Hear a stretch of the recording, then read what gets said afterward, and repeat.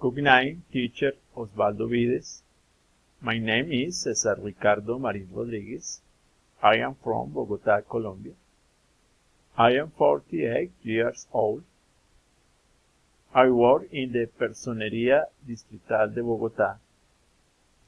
I have 3 children. The name of my elder son is Daniel Marin Rodriguez. He is 11 years old. The middle one is Amidael Marin Rodriguez.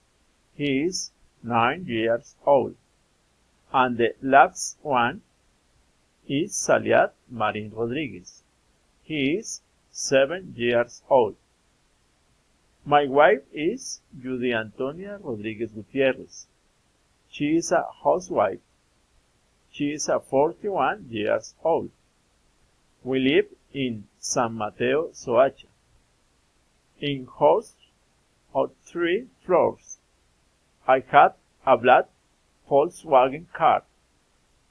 I am studying sociology in the UNAD, Universidad Abierta y a Distancia. My favorite class is Latin American Sociology. On Sundays, I ride bicycle with all my family. My favorite food is grilled chicken.